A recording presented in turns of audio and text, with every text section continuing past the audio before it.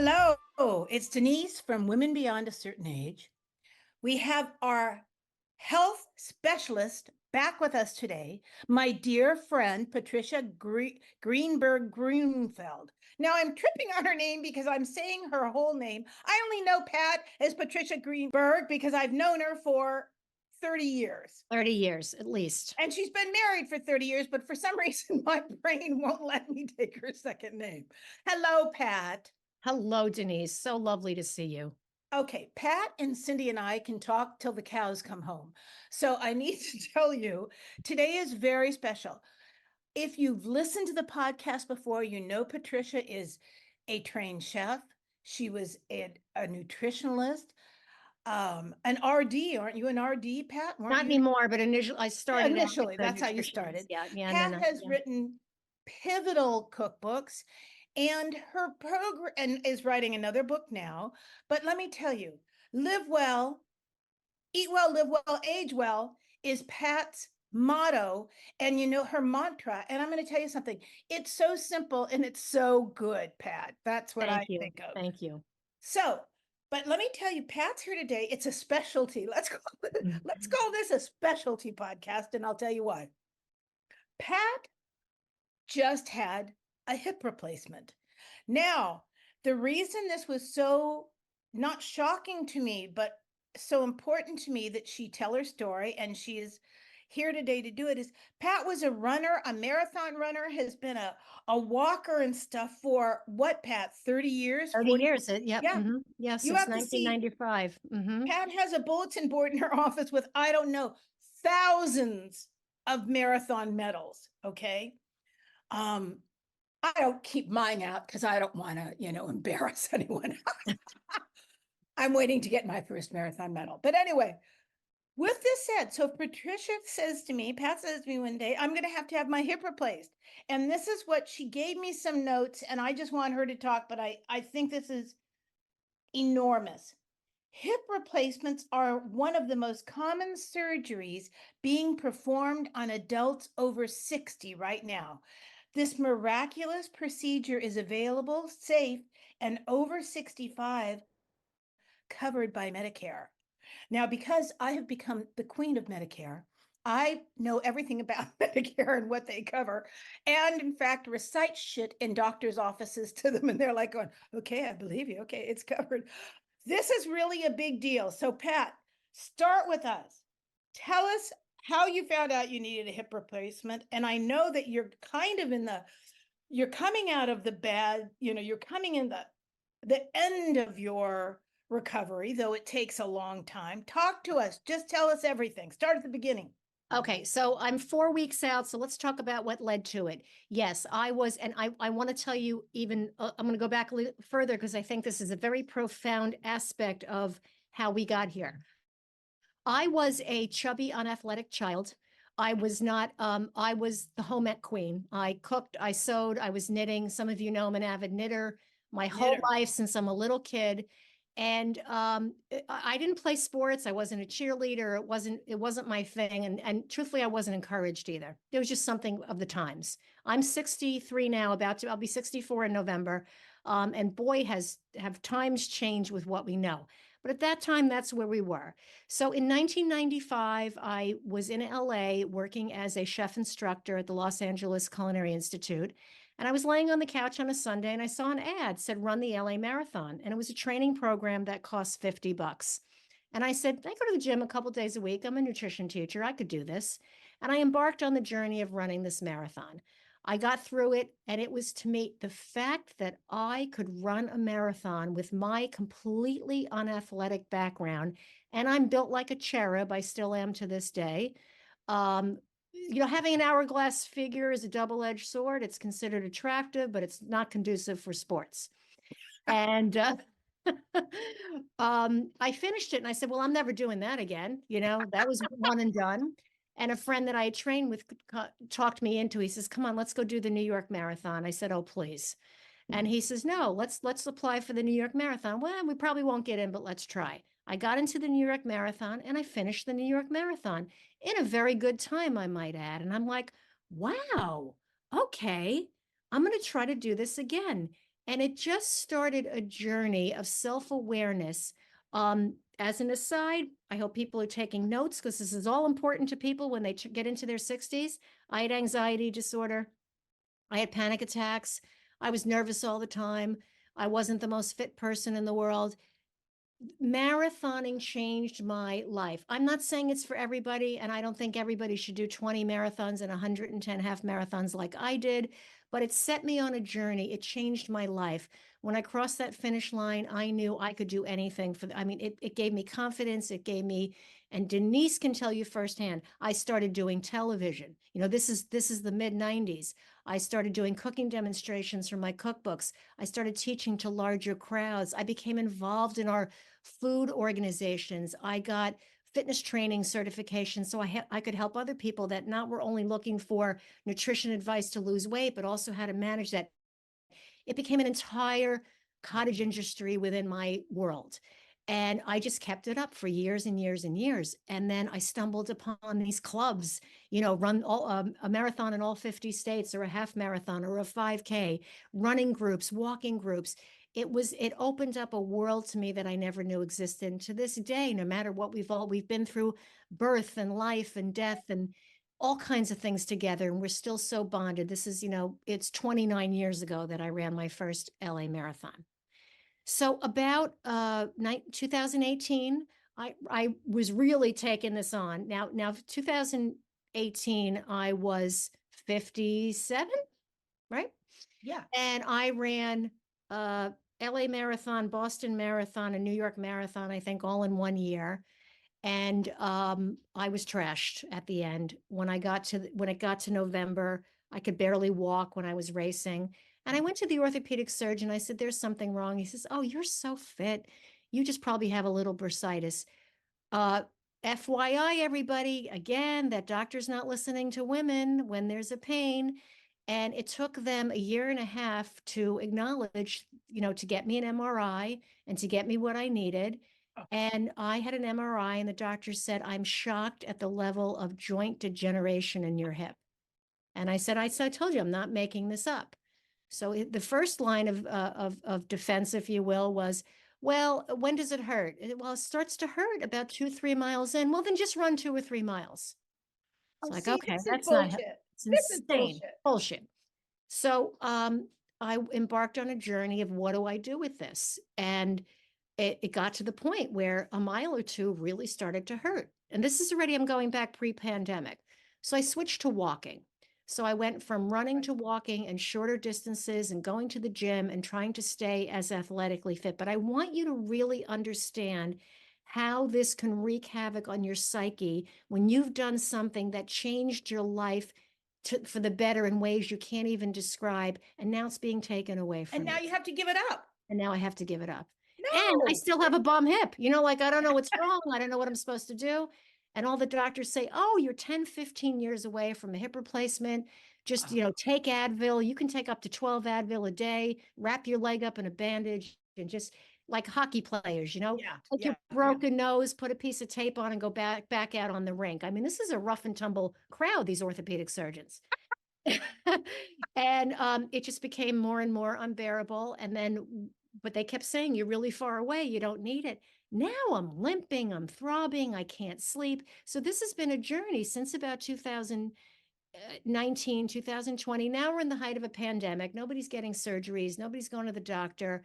So I just kept walking, meeting my friends. I said, "You know, I'm just going to do 5Ks." And just FYI, a 5K is 3.1 miles, very manageable for most people. And I, to this day, encourage you, I don't care what level of fitness you're at, if you could get to 3 miles a day, you're doing great. That is a very, very respectable distance. If you can't do it in one event, go a little bit in the morning, a little bit midday, a little bit at night, whatever it is, get out and move your body. That's the mantra. I don't care what you do, just get out and do it. And walking is the king of all exercise. It works everything.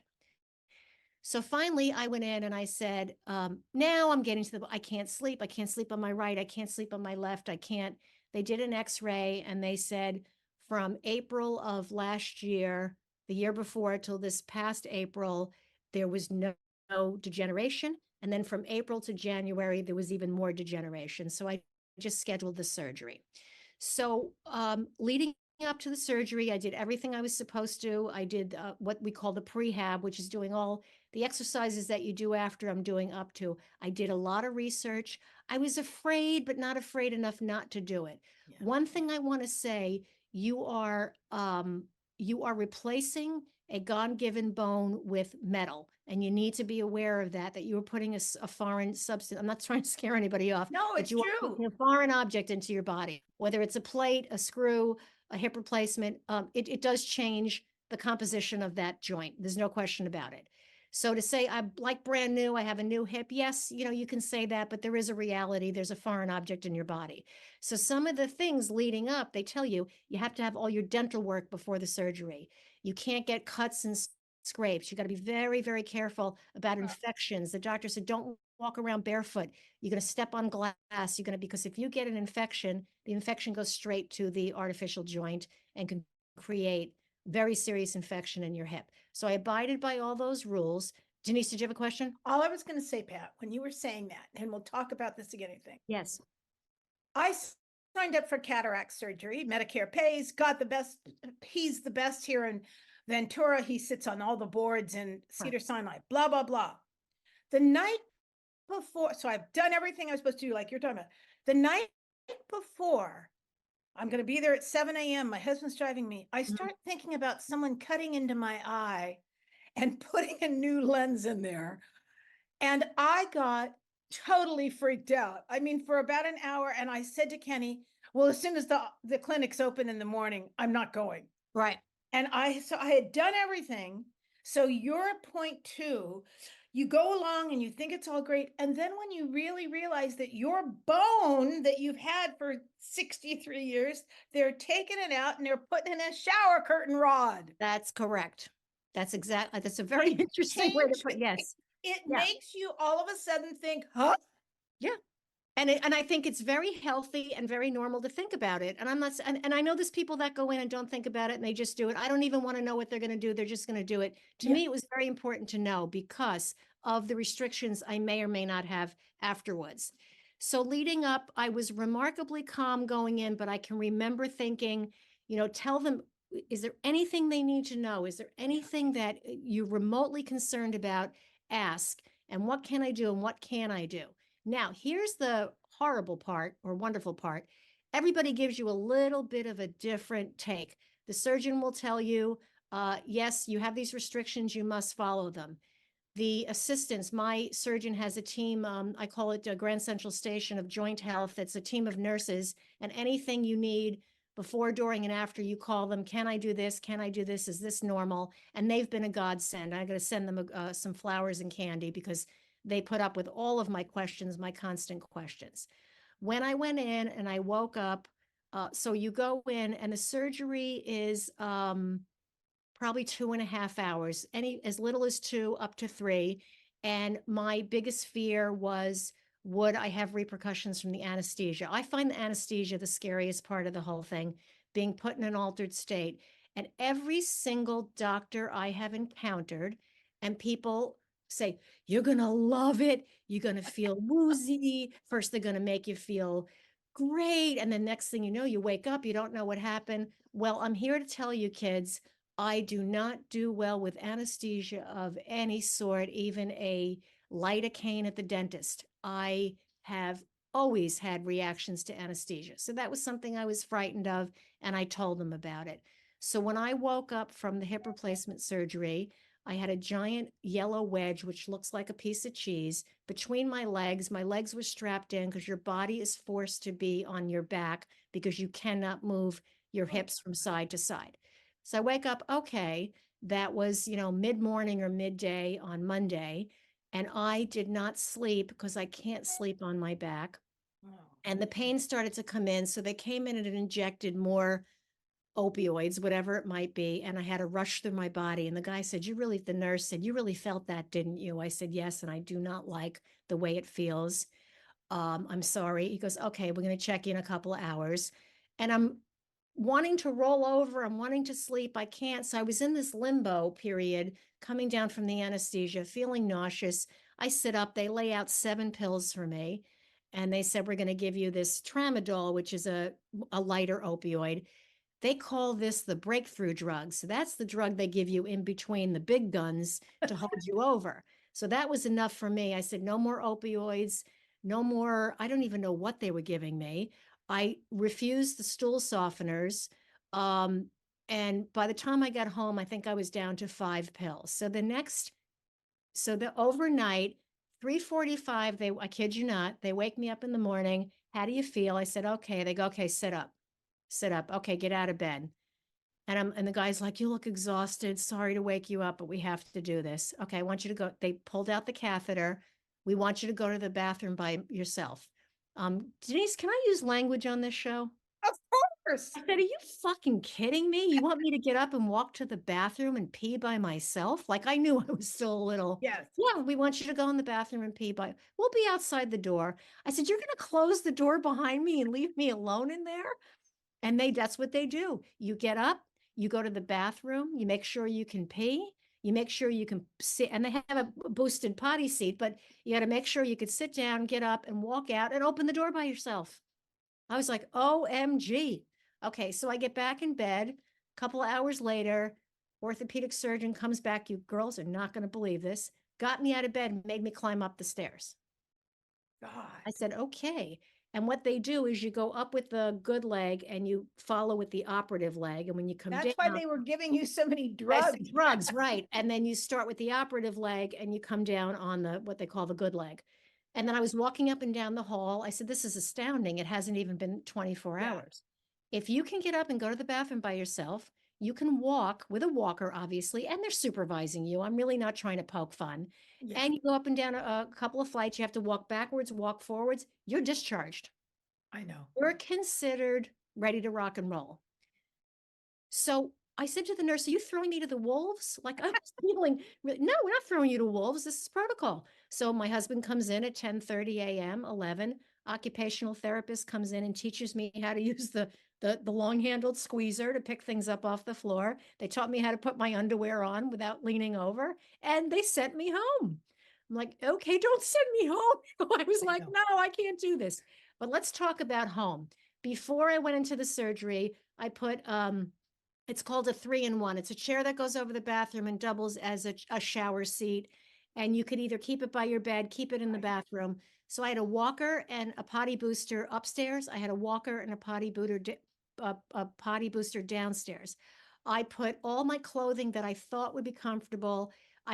Great tip from a friend of mine. She said, put out cotton dresses, even nightgowns, because you don't have to put on underwear. You don't have to put on pants. I You just saw put on a you. nightgown. And I thought, that's fantastic. I'm going to That come was home so with a nightgown. smart. So I saw brought a you. nightgown. I brought a dress to the cotton dress to the hospital to go home in. And so I equipped the house. All the clothing was chest level, so I could just reach for it. And I bought tuna fish, eggs, really easy to prepare food, and had it all ready. And I made a giant vat of soup and I froze it in little individual Ziplocs to last me for 2 weeks. So I was ready to go. I put bedding and linen and blankets in the den in case I couldn't get up the stairs. And I also had the upstairs prepped. I was able to, once I got home, to get up the stairs. Now, some of you might have seen on my Facebook page, I had these otherworldly contraptions on my legs. So when you come out, they have compression stockings on your legs, and they have a continuous compression sleeve that's battery operated. It just is squeezing your legs, and you wear them for two full weeks, 24 hours, to prevent blood clots. I want to warn everybody, do not be alarmed by the swelling. I sat up in a chair a couple days after because my nephew and my sister came out to visit, and we were having so much fun. I sat at the table for 2.5 hours, and my knee looked like a bowling ball when I stood up. The swelling was enormous. But as soon as I laid down and propped it up, the second thing is, whatever you can do, get help in the house, a friend, a family member. If you live alone, beg for those 3 or 4 days in the rehab just to adjust, because there's no way anybody can do this by themselves. I don't know how anybody goes home without help after any kind of surgery. Don't be alarmed if this is too much information area, but Your labia can swell. If you're a man, your scrotum can swell very, very large. The whole area can become absolutely gigantic, and then it comes down again. So, but what they're doing is you can't, you look at it and you freak out and you Of don't want to walk. course. You got to get up every day on that walker. And if you're confined to the upstairs or you're confined to the downstairs, you circle your living room 100 times. It doesn't matter. You must keep moving. It's antithetical to what you want to do. And you just want to sleep the whole time, but you got to get up and move. So how you manage that is 2 hours on the couch with your foot elevated in ice.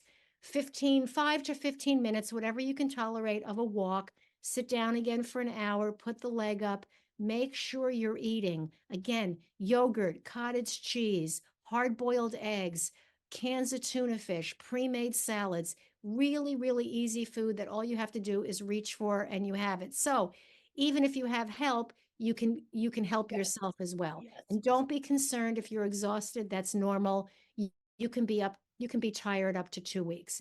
Now, I kept getting up and moving, but I want to tell you girls, I was nauseous 24 hours a day when I got home. So by day 4, we had this lovely lady that came in and took care of my mother-in-law and then helped with my husband when he was bedridden with a broken ankle. And I said, called her up. I said, can you come and check my incision? Can you make sure my meds? She came in, she got me off of 3 or 4 of the meds. You're taking way too much. You're taking too much blood thinner. She's an orthopedic rehab specialist. I just lucked out. She took me in the shower, put me on the chair, showered me, because one of the problems with all of it, it's a whole package of, you can't walk, you're tired, you're terrified to go into the shower by yourself. Of Because they tell you course. if you fall, you're going to be rushed to the hospital. So she said, by day 5 or 6, you should be able to give yourself a shower. I was terrified, but I did do it. Subsequently, after I got home, I looked around. I don't know how I got away with this either. I had the wits about me. I hired a handyman to go to Home Depot, and he put grab bars. I have 4 bathrooms. He put grab bars in every single bathroom, reinforced it. And so that every bathroom in my house is now safe, regardless of your age or your level of infirmity. Those grab bars are a godsend. It cost me a couple $100, including the labor. And he came and installed it all in the house. So my house is equipped for that, going forward. What I want to tell you from me, some people get up and they don't feel it. The wave of emotion. This is why I'm telling you the backstory. That hip Yes. brought me to a level of happiness and success that I never in a million years thought I would feel. So there was a sense when the hip was replaced, you're getting out the old and bringing in the new, but there was a little period of mourning for me around week 2 where I started to feel, I wouldn't call it serious depression or I needed to be watched, but I was really sad. I was like, now I have to do things differently, and I have to do things differently permanently. You guys know my new book coming out is called It's Okay to Be Old. Yeah. It's all I Pat, talk about, but there's a reality in that change. people, first of all, I just want to thank you. I have to tell you something. Everything you've talked about today is so important, especially how women, you were complaining and that male doctors don't respond. Mhm. If you don't become your own best health advocate, Right. if you don't do all the work you did, you put in the research you did to get ready and shop. I watched you on Facebook. I Yes. knew you were Yeah. getting Yeah. ready for your surgery. Right. And then how smart of you to get someone to come put in the handrails. How smart of you to call your friend then when you realized it was really hard to have someone come in. People always say, oh, I'll be fine, or my sister's coming. Well, what if your sister can't come that day? Or what if your Right. husband gets the flu? Whatever. I'm Denise, really more proud of you. importantly, your family members are not medical professionals. That's exactly They right. don't know what to do. So when you say to them, my hip really hurts, they go, well, it can't be that bad. You're on drugs. Or Ex- you're going to tell me you can't reach that? Or you can't lift that bowl of salad? No, you can't. Touche. Now, and the other thing that I want you to go back to, depression for me, I don't have depression like I used to. I mean, when I was a young woman, it was hormone, there was raging hormones. But I'll tell you something. I've always gotten depression after any sort of anesthesia. And it can be several days later. I wake up with like the black cloud of Calcutta Yes. over my head. Yes. And then you call the doctor and they say, oh, yeah, some people get depressed after the anesthesia. Well, that's an understatement. But I think what you're talking about, and it's so important, your life just changed when you had to have hip surgery, and your old life is bye bye. That's correct. And so it's easy to say, and people say, oh, you're so lucky you have Medicare. Oh, you're so lucky you could have hip surgery. Well, but there's a whole passage of um, there's a whole part of your life here that just got altered by having surgery. And Yes. I would think it would be ridiculous if you weren't depressed or if you hadn't thought about it. No, and I think, Denise, that some of the problem with family and friends and your public following, depending on, how you conduct your professional life, they don't want to hear it. They don't want you to Oh, be yeah, depressed. They don't absolutely. want to deal with it. So they poo-poo it or, dismiss it. There's another strange side effect that from surgery that a lot of people don't even know exists. It's called restless leg syndrome. Now, I already have a hereditary version. And what it is when you lay down at night, you get the sensation of restlessness. Your body actually gets restless and needs to stand up. And see, for some people, it is so severe, it feels like, creepy crawlers in your legs. For some Yes. people, like for me, it's mild. And I take vitamin B complex. And like I said, all the running and the exercise helped it tremendously. So you can imagine I had that. Now I'm strapped to a bed, right? And it turns out I did the research after the fact that there is a certain percentage of people who develop restless leg syndrome after hip surgery, and it lasts about 3 or 4 weeks. And they say if it lasts longer, let the doctor know. Now, can you imagine you're confined and you can't get up, and now you have this sensation that you're jumping out of your skin? Yeah. So that was something. The other was when this beautiful lady came to help me, and she said, "You're on too much blood thinner." I was taking 2 aspirins a day. I was taking Mobic, which is a big guns, and it's an anti-inflammatory prescription that does what Advil does without the bleeding risk, because you Gotcha. got to really watch your bleeding after. Then I was taking an antibiotic and Tylenol, and I couldn't go to the bathroom for days, so I was Oh, taking I'm sure. laxative. Okay. So she said, I see people get bleeding in weird places that you don't expect it. I take one baby aspirin a couple days a week. It totally conflicted with what the doctor's office did. So what I did was I cut it in half and I took it every day. By day, I want to say 8 or 9, I'm trying to remember, I developed something called a subconjunctival hemorrhage, and it's a hemorrhage in your eye. If you haven't had it, I just want to warn you, it's almost like a bruise, or if you get punched in the eye and the whole white of your eye turns red like a blood spot. And it takes about 2 weeks to recede. So I developed one of those. I called the doctor's office.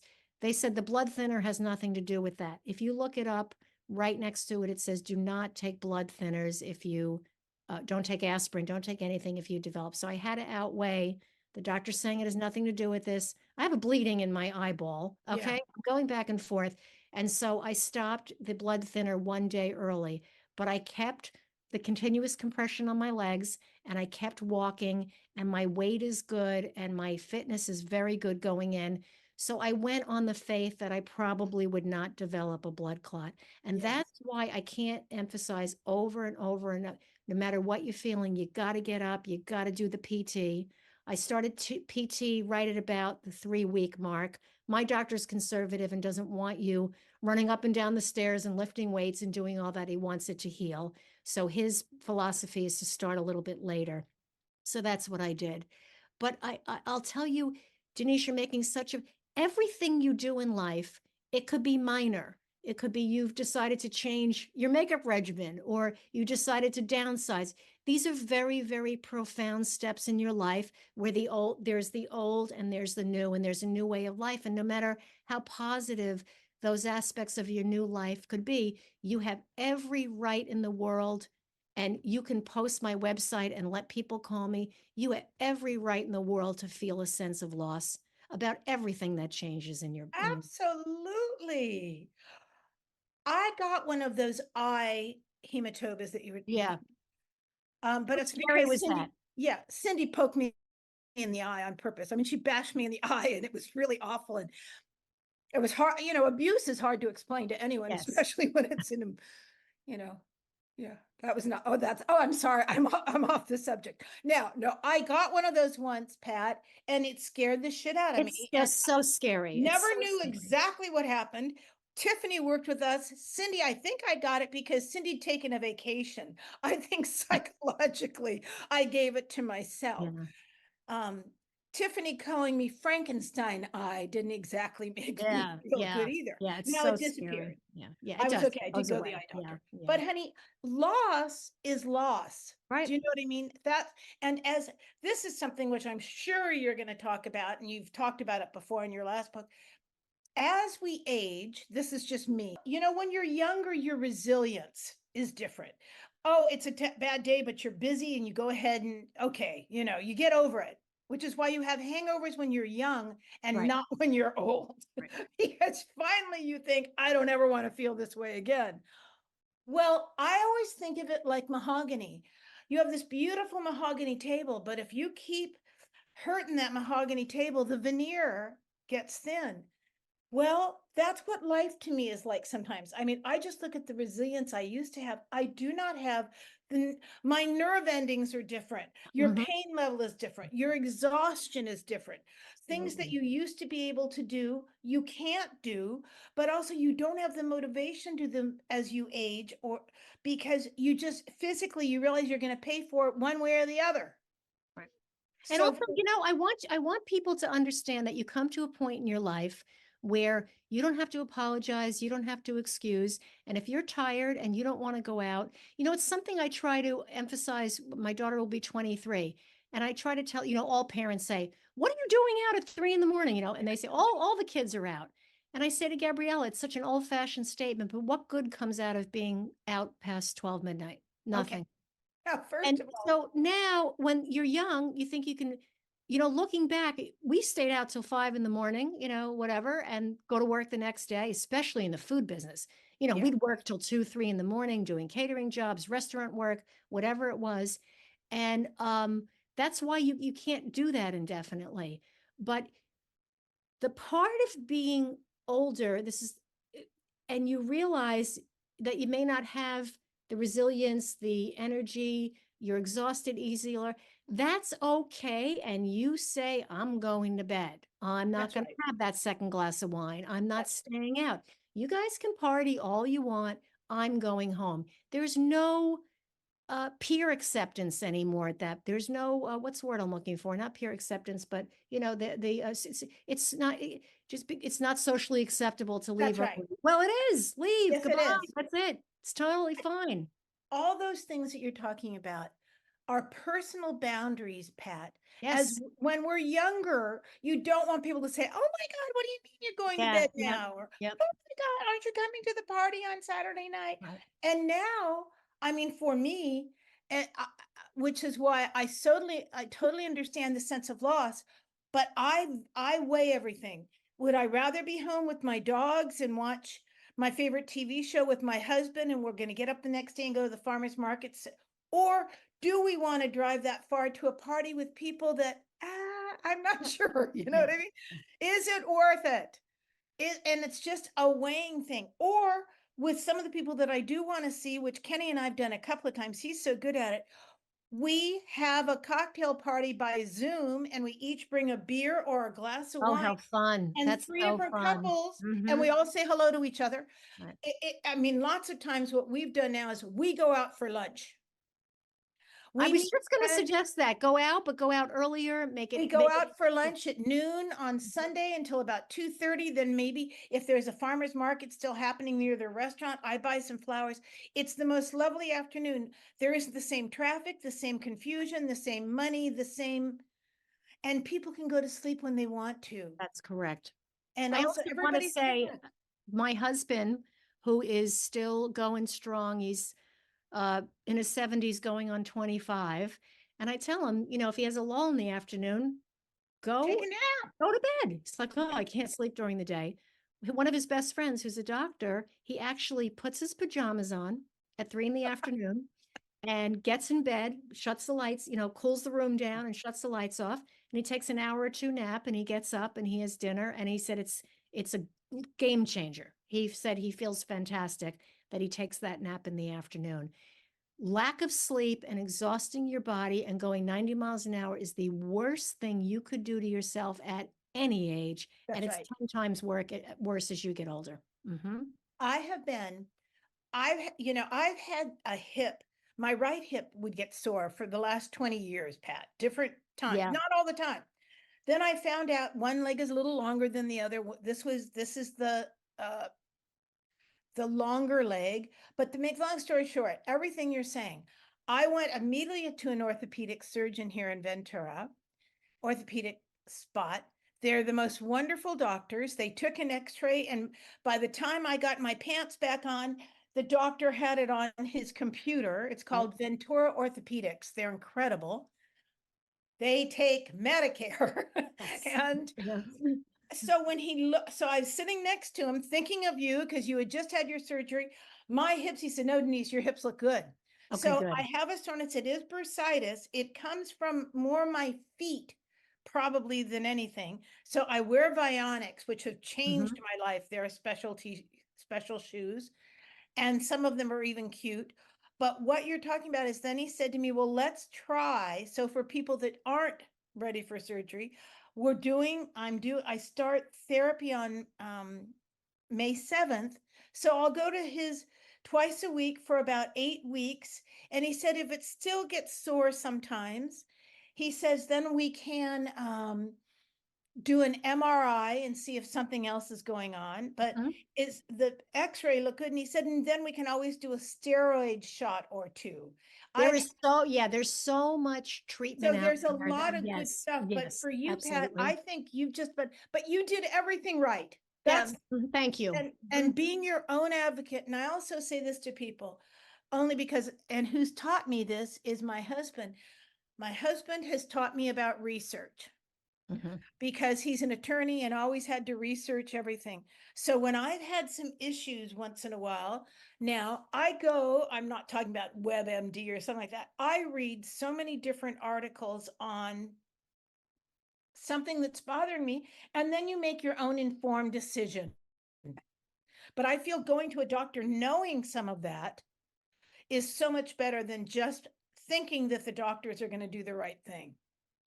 Denise, you're making a very, very profound observation about, first of all, PT is going to be like a personal trainer. You're going to Yes. go twice a week for however many weeks, and you are going to feel strong and empowered. And it's a workout, and they know exactly what to do at your age, your height, your size. They have it down to, I mean, it's personalized medicine. It really is. It's amazing. But there are people in their late 70s, early 80s. I heard of a case the other day. Someone told me the person was almost 90 and they were still performing hip replacement to get them to be up and mobile, because that's what I can't emphasize enough is that no matter, even if you're compromised, and you told me this, Denise, is to get a bicycle.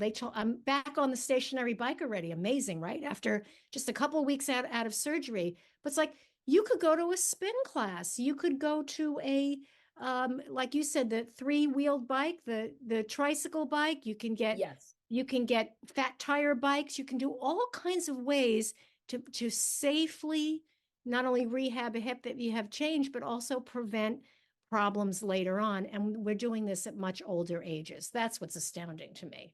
I'll tell you this, Pat, you said it, the older I get, all I know is this: really good sleep and good food and lots of movement. Anything Yes, you can do that's movement. That's my thing. Do you know what I mean?